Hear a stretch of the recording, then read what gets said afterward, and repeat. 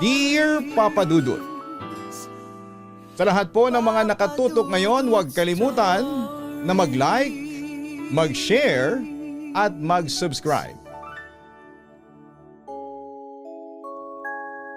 Nyctophobia. Ito ay isang matinding takot ng isang tao sa dilim o sa gabi.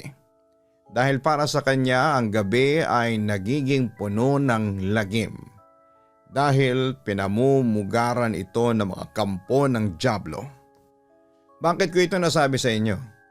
Dahil may kinalaman dito ang aking kwento para sa inyo. Siya nga pala ako si Endor, 32 years old at isang motovlogger na mahilig mag-explore ng mga liblib na lugar dito sa Pilipinas. Isa sa mga paborito kong puntahan ang mga baryo na bihirang marating ng tao malayo sa gulo ng lungsod. Tahimik at puno ng kwento. Pero minsan ang mga kwento ay hindi palaging masaya. Samantala nagsimula ang phobia ko sa gabi noong nasa kolehiyo pa lamang ako. Kasama ko ang mga kaibigan kong sina Lionel, Jessa at Krish. Napagkasunduan naming mag-camping sa Bukirin sa probinsya namin. Tahimik at payapa raw doon, sabi ni Jessa, na may kamag-anak malapit sa lugar. Dumating kami sa bukid bandang hapon. Magandang tanawin, may lunti ang damo, mga puno ng niyog at isang maliit na sapa malapit sa pinagpwestohan namin. Habang nag-aayos ng tent ay narinig namin ang matanda sa bahay sa hindi kalayuan. Lumapit ito at nagpaalala. Huwag kayong masyadong mag-iingay sa gabi at kung may marinig kayong kakaiba ay huwag na lamang ninyong pansinin. Napangiti lang kami at nagpasalamat. Pero sa totoo lang ay medyo kinabahan ako. Napansin ko rin ang reaksyon ni Krish, parang hindi siya komportable sa sinabi ng matanda. Pagkaluto ng hapunan ay nagsimula na ang kwentuhan. Sari-saring katatakutan ang pinag-usapan namin. Sa kalagitnaan ng tawa at kwento ay biglang may narinig kaming kaluskos sa hindi kalayuan. Baka hayop lang, sabi ni Lionel, pero halatang pilit niyang pinapakalma ang sarili. Wala pang 5 minuto ay narinig namin ang tunog ng tila humahagod sa lupa. Parang may hinihila, mabigat at mabagal. Baka tao lang, bulong ni Jess at halos hindi marinig. Nagdesisyon kaming tingnan kung ano yon. Dala ang flashlight. Nang mailawan namin ang paligid, wala kaming nakita kundi mga puno at damo. Pero ang kakaiba, para bang mas lumamig ang hangin at may amoy na tila nabubulok na karne. Pagbalik namin sa camp ay napansin naming magulo ang mga gamit. Ang cooler namin ay puno ng pagkain, bukas na. At may mga kalat na buto ng manok sa paligid. Wala sa amin ang kumain noon. Habang nagkukumpuni kami ng mga gamit ay napansin ni Krish ang anino sa gilid ng kakahuyan. Matangkad payat at parang nakatungo. Nakatayo lamang ito at hindi gumagalaw. Nang sinikap naming silipin gamit ang ilaw ay bigla itong nawala. Umalis na kaya tayo? Bulong ni Jessa, nanginginig. Pero hating gabi na at wala na kaming mapupuntahan. Pinilit naming magpahinga pero hindi pa man ako nakakatulog. Nang marinig ko ang kaluskos. Mas malapit na ngayon. Binuksan ko ang flashlight at doon ko nakita ang isang nilalang. Nakayuko, may mahabang kuko at mata na parang apoy. Gusto kong sumigaw pero natulala ako. Bigla itong napalingon sa akin at ngumisi. Ang ngipin nito ay matatalas at ang balat niya ay parang tuyong kahoy. Napabalikwas ang lahat nang marinig ang sigaw ni Krish. "Takbo!" sigaw niya at doon nagsimula ang kaguluhan. Nang tumakbo na kami palayo sa campsite ay naramdaman namin na parang may sumusunod sa amin. Ang tunog ng yabag nito ay mabigat at mabilis. Tumigil kami sa isang maliit na kubo sa dulo ng bukid, humihingal at takot na takot. Si Jessa nanginginig. Sinabing narinig ko sa mga matatanda, ganito ang ginagawa ng aswang. Sinusubukan kang takutin hanggang sa mawalan ka ng lakas. Nagpasya kaming maghintay ng liwanag. Nagdadasal na sana'y hindi na bumalik ang nilalang na yon. Sa hindi kalayuan ay rinig namin ang mga huni ng ibon. Pero hindi kami mapakali sa tunog ng halakhak na pumailan lang mula sa kakahuyan. Pagsikat ng araw, agad kaming bumalik sa bayan. Hindi namin muling pinag-usapan ang nangyari. Pero sa tuwing natutulog ako sa gabi ay hindi ko makalimutan ang itsura ng nilalang na yon. Ang mga matang parang apoy at ngising puno ng kasamaan. Minsan nagising ako isang gabi, pakiramdam ko'y may nakatingin sa akin mula sa labas ng bintana. Pero wala naman ako nakita. At doon na nagsimula ang takot ko sa dilim, Papa Dudut. Bawat gabing dumaraan, palaging nasa isipan ko na may lagim itong kasama. Lumipas ang panahon, Papa Dudut, naging motovlogger na nga ako at madalas akong nag-adventure sa labas dahil ito ang passion ko. At dito rin ako kumikita. Isang linggo ay napadpad ako sa Samar. Papalubog na ang araw nang pumasok ako sa isang mahabang daan na halos puro puno ang paligid. Walang signal, walang ibang sasakyan. Pero sakto, gusto ko naman talaga ng ganitong vibes. Tahimik lang at tanging tunog ng makina ng motor ko ang maririnig ko. Pero habang lumalalim ang gabi, biglang bumuhos ang malakas na ulan. Hindi lang basta ambon, parang bumaliktad ang langit at binuhos ang lahat ng tubig nito sa daan. Wala akong choice kundi ang maghanap ng masisilungan. Sa hindi kalayuan ay napansin ko ang isang lumang bahay sa gilid ng daan. Mukha itong napaglipasan na ng panahon, pero may ilaw sa loob. Kaya naisip kong may tao. Tumigil ako, nagpatong ng kapote at kumatok. Ilang saglit ay may nagbukas ng pinto. "Pasok ka, iho, basa ka na," sabi ng isang matandang babae. Ang babaeng yon ay may mahinang boses at mabagal kung kumilos. Mabait siya sa unang tingin at walang dahilan para magduda. Pinapasok niya ako sa bahay, may kaunting lampara sa isang sulok na nagbibigay ng ilaw sa madilim na sala. Amoy lumang kahoy ang paligid at may kakaibang lamig sa loob, pero pinilit kong huwag mag-isip ng masama. Habang hinihintay ko ang pagtila ng ulan ay inalok ako ng matanda ng kape. Sa totoo lang, may kaba na akong nararamdaman. Hindi ko alam kung bakit. Siguro'y dahil sa kakaibang aura ng bahay, parang laging may nakatingin. Ngunit dahil ayaw ko magmukhang bastos, tinanggap ko ang alok niya. Habang umiinom ako, napansin kong ang mga mata ng matanda ay parang hindi gumagalaw kapag tumitingin. Sinubukan kong iwasan ang tingin niya pero parang sinusundan niya ako. Sa isang sulok ay may anino akong napapansin. Akala ko'y dahil lang sa liwanag ng lampara pero habang tumatagal ay pakiramdam ko'y hindi ako nag-iisa, Papa Dudut. Nagdesisyon akong umalis. "Salamat po, Lola, pero kailangan ko na pong bumalik sa daan," ang sabi ko. Baka may gasolina pa ako natitira para makarating sa bayan. Tumayo na ako at nagpaalam. Ngunit bago ako makalabas, sinabi ng matanda na hindi ka pwedeng umalis. Malakas pa ang ulan.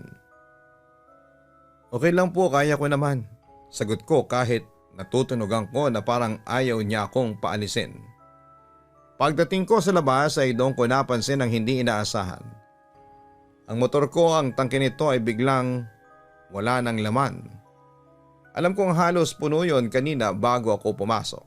Sinong kukuha ng gasolina sa gitna ng ulan? Nagsimula akong magpanik, bumalik ako sa loob para magtanong. Pero wala na ang matanda. Ang lampara ay nakapatay na rin at ang buong bahay ay natatakpan na ng dilim. Tanging tunog ng ulan at ihip ng hangin ang naririnig ko. Doon ko napansin ang kakaiba. Sa dingding ay may mga lumang larawan. Ang babaeng nagbukas ng pinto, naroon ang larawan niya. Pero hindi siya mukhang matanda at mukha siyang bata at ang petsa ng larawan ay 1965. Nagsimula akong maglakad papatras, papalabas. Ngunit habang ginagawa ko yon ay may narinig akong yapak sa itaas. Mabagal, mabigat at papalapit sa hagdanan. Hindi ko na hinintay na makita kung sino yon. Tumakbo ako palabas ng bahay kahit na walang gasolina ang motor ko. Naglakad ako sa ulan at hindi ko na alintana ang basa. Pagdating ko sa highway, may nasalubong akong isang lalaking may dalang flashlight. "Saan ka galing?" tanong niya. "Itong lumang bahay po," sagot ko habang tumuturo. Pero nang lingunin ko ang direksyon ng bahay ay wala na ito. Ang nakita ko lang ay bakanting lote at mga damo. Simula noon ay hindi na ako bumalik pa sa lugar na yon. Pero sa bawat biyahe ko, dala ko ang tanong. Paano kung hindi ako nakalabas ng bahay na yon? At anong klaseng nilalang ang matandang yon? Samantalang experience kong yon ang na-share ko sa mga kasama kong motovlogger din. Alam mo kung anong sabi nila? May naengkwentro rin daw silang matandang babae na may bahay na naglalaho. Ang sabi pa nila, isa raw itong aswang. May similar case daw ang isang kapwa ko motovlogger na nakaranas ng tulad ng sa akin. Malakas daw ang ulan at napilitang magstay yung motovlogger sa bahay ng matanda habang gabi. At eto na nga, pagsapit ng gabi ay nakita daw ng motovlogger na yon na nagbago ang itsura ng matanda. Naging halimaw daw ito na payat at may mahahabang kuko. Buti na lang daw at mabilis kumilos ang motovlogger, kaya mabilis itong nakaalis sa bahay ng matanda. Kaya sabi ng mga kasamahan ko sa akin, buti raw at hindi ako nagpaabot ng gabi sa bahay ng matanda kasi kung nagpaabot pala ako, may chance na baka hindi ako makasurvive. Dahil naman sa aking narinig na kwento ay lalong tumindi ang takot ko sa gabi. Lumipas ang mga buwan, syempre nagpatuloy ako sa aking hobby. May iba't ibang karanasan, kababalaghan at hiwaga pero ang hindi ko makakalimutan ay yung nangyari lamang noong September 23, 2025. Dumating ang gabi habang nagiinuman kami sa isang campsite sa Batangas. Napag-usapan namin ang isang lumang alamat tungkol sa isang liblib na lugar sa Mindoro. Isang nakatagong paraiso na hindi halos napupuntahan ng tao. May kakaiba raw sa lugar na yon. Ayon sa mga matatanda pero sa halip na matakot ay mas lalo kaming naging interesado. Kinabukasan ay hindi na kami nagdalawang isip pa. Wala sa aming nagpaalam sa pamilya. Ang iniisip lang namin magiging isa na naman itong epic camping trip. Madaling araw pa lang bumiyahe na kami papunta sa Mindoro, 2 oras sa ferry tapos isa pang mahabang biyahe sa makitid at bakubakong daanan. Habang palayo kami ng palayo, palalim ng palalim ang katahimikan.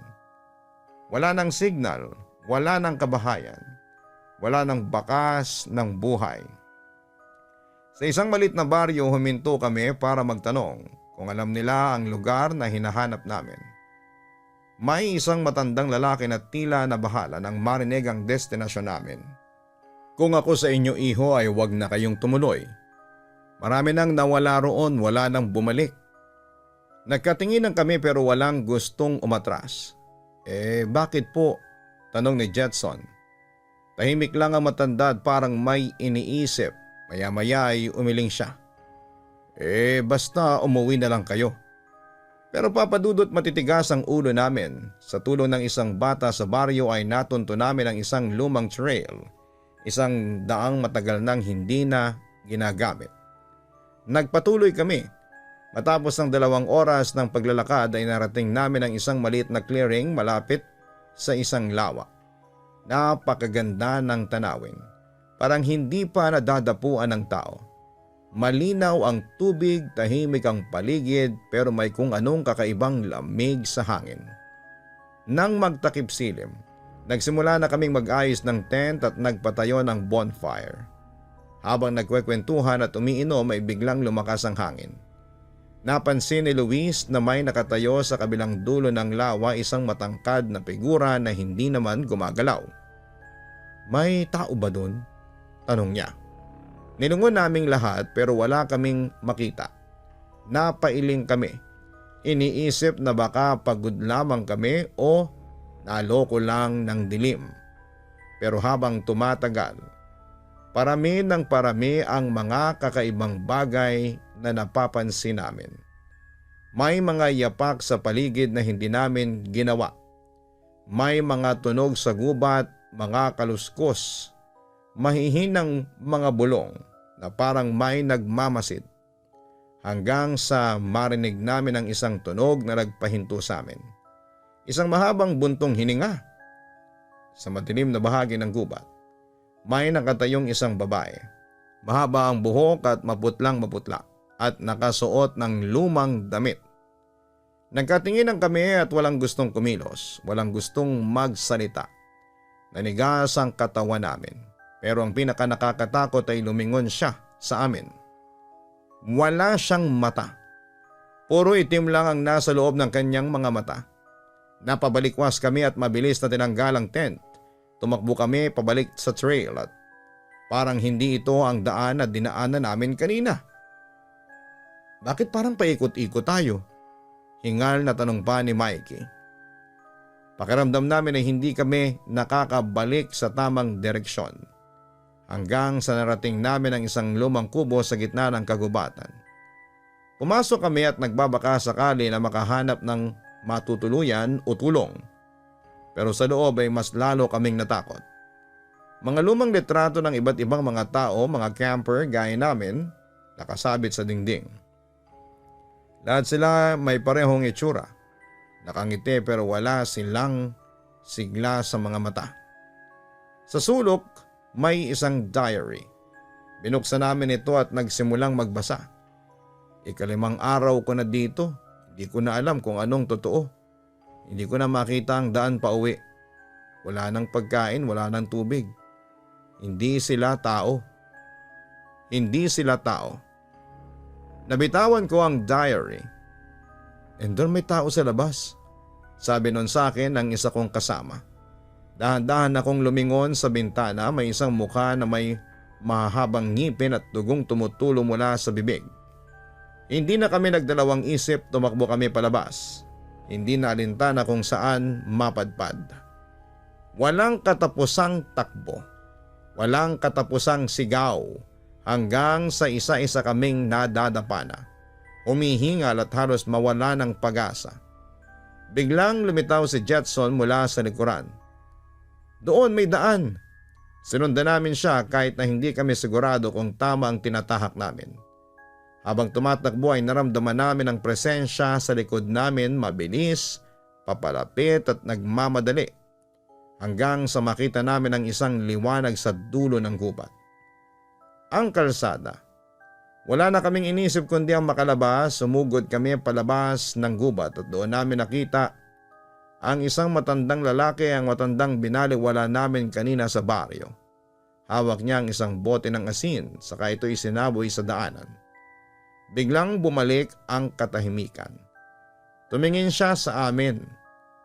"Butit nakatakbo kayo." Hingal na hingal kami at wala nang lumingon pa sa likod. "Nakawala ba tayo?" tanong pa ni Mikey. Huminga ng malalim ang matanda. "Sa oras na umalis kayo, huwag na kayong babalik." Hindi na namin hinintay na tanungin kung bakit. Sumakay kami kaagad sa sasakyan at umalis na.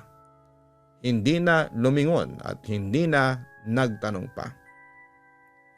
Nagising ako kinabukasan sa hotel kung saan kami nag-check-in matapos makalabas sa baryo. Walang nagsalita, walang gustong pag-usapan ang mga nangyari. Bago kami bumalik sa Maynila ay tumingin ako sa aking cellphone. Walang signal ng gabi na yon. Pero nang bumalik ang network, may natanggap akong isang mensahe. Isang lumang litrato. Kami pero sa likod namin ay may nakatayo. At ngayon kahit nasa syudad na kami ay hindi ko maiwasang mapansin ang malamig na hangin sa tuwing magtatakip silim.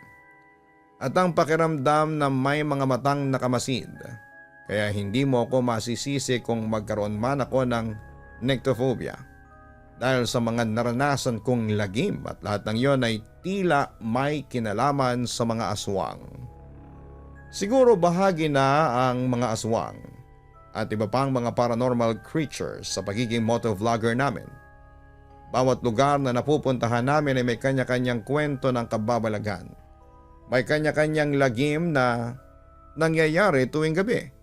At nasa sa atin na lamang yon kung paano natin ito papaniwalaan. Papadudot sa ngayon ay patuloy pa rin ako sa pagiging motovlogger. Halos malibot ko na ang buong Luzon, Visayas at Mindanao. At hanggang ngayon ay may takot pa rin ako sa dilim kaya medyo hindi ako bumabiyahe talaga ng gabi unless emergency. Papadudot maraming kwento ng kababalaghan ang narinig natin sa tuwing sasapit ang gabi. May kapanipaniwala. Meron namang mapapaisip ka at magdadalawang isip kang paniwalaan. Sa kwento ko ay sanay na ako na karamihan sa mga nakakarinig nito ay hindi naniniwala sa akin since involved dito ang mga aswang. Ayos lang sa akin. Naintindihan ko naman kung may reservations kayo pagdating sa usaping aswang. Gayunpaman ay magpasalamat na lamang kayo at hindi pa kayo nakakakita at nakaka-encounter ng aswang kasi once na nakakita ka na, magiging bahagi na siya ng bangungot mo at mahirap siyang kalimutan. Hanggang dito na lamang papadudot, maraming salamat at magandang araw po sa inyong lahat. Lubos na gumagalang, Endor. Maraming salamat Endor sa kwentong ipinadala mo sa aming programa. May mga taong takot sa dilim dahil karamihan sa mga lagim ay nangyayari kapag gabi. Ganun pa man ay hindi sa lahat ng pagkakataon ay mabubuhay tayo sa takot. Kailangan nating maging matapang at matibay ang loob. Dahil sa hirap ng buhay ngayon, ang matatag lamang ang nakakasurvive. Kaya sa susunod ay subukan ninyong harapin ang inyong takot at kung anong phobia na meron ka ay labanan po ito. At huwag kakalimutan na sa paglaban natin ay patuloy na manampalataya at magdasal sa Diyos. Dahil nasa Kanya, manggagaling ang inyong tapang at kumpiyansa sa sarili na harapin ang mga pagsubok ng inyong buhay.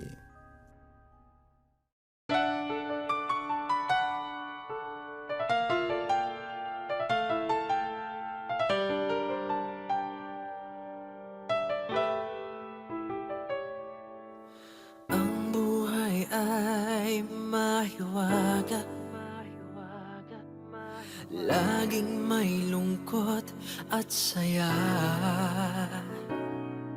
sa Papadudod Stories.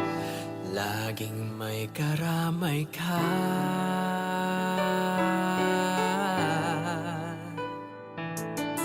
Mga problemang kaibigan,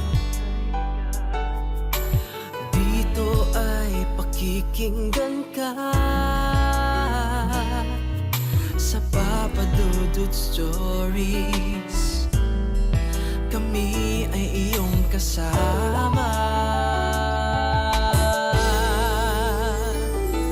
Dito sa Papadudod Stories, ikaw ay hindi nag-iisa.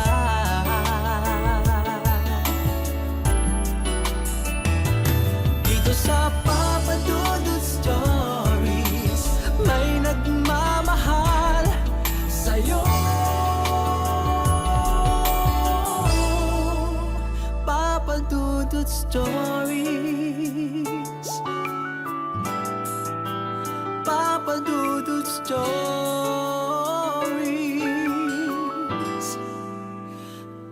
Papa Dudut Stories.